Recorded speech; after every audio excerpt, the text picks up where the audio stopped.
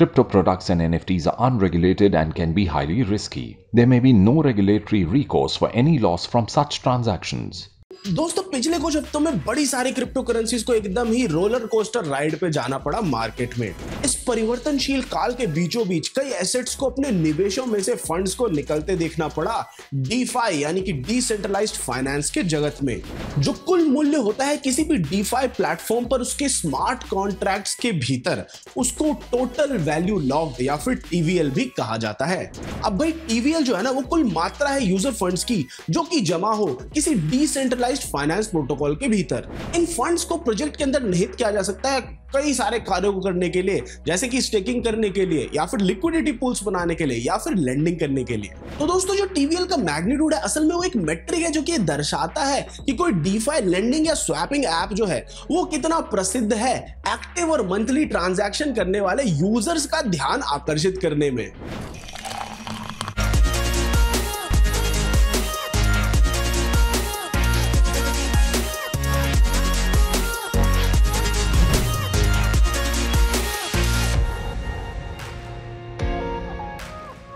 नमस्कार मित्रों, स्वागत है आपका क्रिप्टो अनफिल्टर्ड के एक और नए एपिसोड में। मैं हूं आपका दोस्त आयतन आझा और आज मैं आपको बताऊंगा क्रिप्टो के जगत के एक और रहस्य के बारे में जो कि है टोटल वैल्यू लॉक्ड का कॉन्सेप्ट।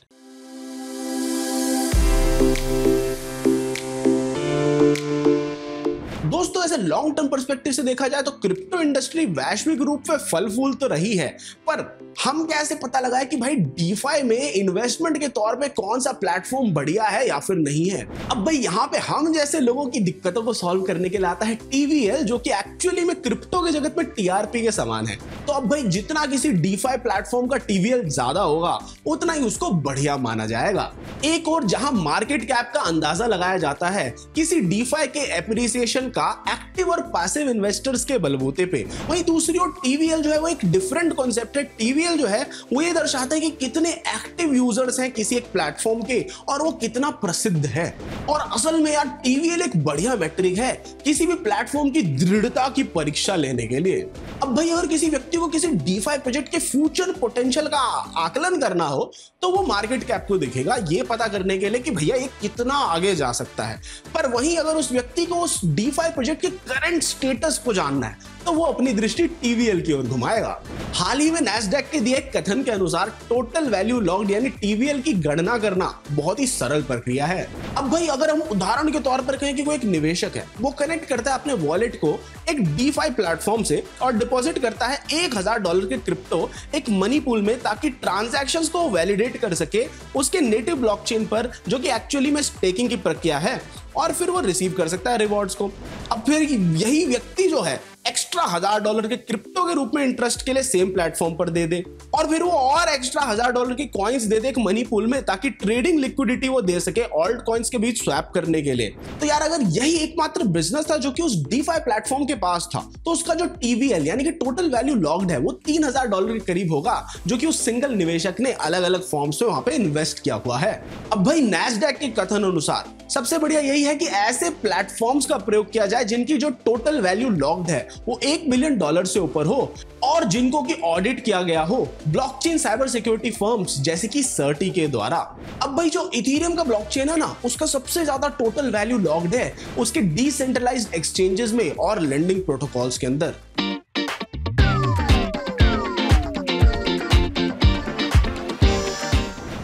दृष्टि घुमाते हैं उन कुछ महत्वपूर्ण घटनाओं की ओर जिन्होंने क्रिप्टो के जगत पे हाहाकार मचा दिया पिछले कुछ दिनों में।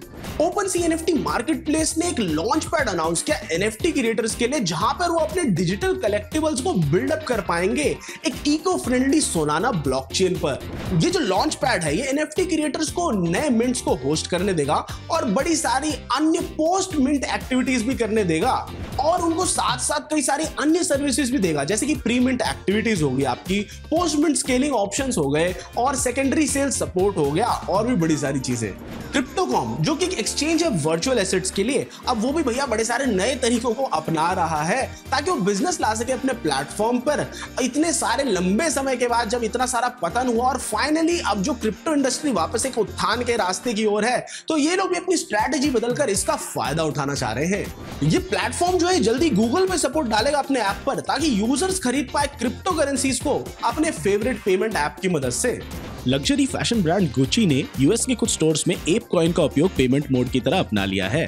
एप कॉइन मशहूर NFT series bored apes yacht club ecosystem का नेटिव कॉइन है और पहली बार किसी दूसरे ब्रांड के लिए पेमेंट मोड बनकर सामने आया है। दोस्तों, इन कुछ दिनों में कई सारे हैक्स ने डीफाई की दुनिया को एकदम हिला कर रख दिया है।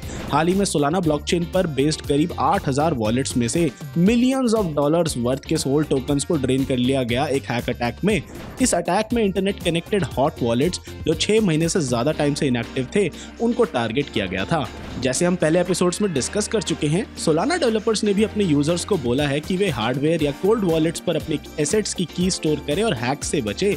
पूरे 200 मिलियन डॉलर्स का घाटा हुआ है नोमैड क्रॉस चेन ब्रिज को, जब एक सिक्योरिटी फ्लॉ की वजह से पता नहीं कितने नोमैड यूजर्स ने उस नेटवर्क से फंड्स चुरा लिए। दोस्तों, क्रिप्टो और डिजिटल एसेट्स पर पैसे लगाने के साथ उनकी सेफ्टी पर ध्यान देना बहुत ज्यादा जरूरी है, तो इसलिए अपने वॉलेट्स पर टाइम टू टाइम नजर बनाए रखिए।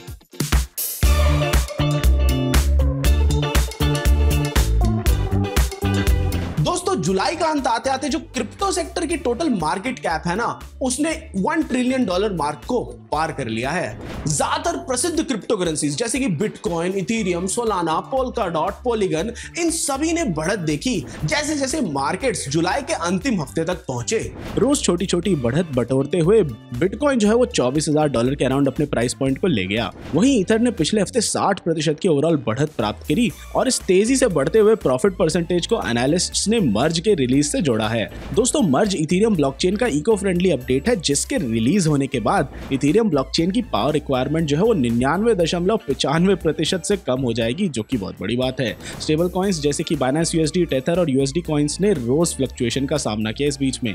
जहां शिबा इनू ने बार बार बढ़त देखी, वहीं डोज ने ज्यादातर नुकसान का ही सामना किया। इन बीते दिनों में क्रिप्टो की ओवरऑल मार्केट कैप $1 ट्रिलियन के ऊपर ही रही।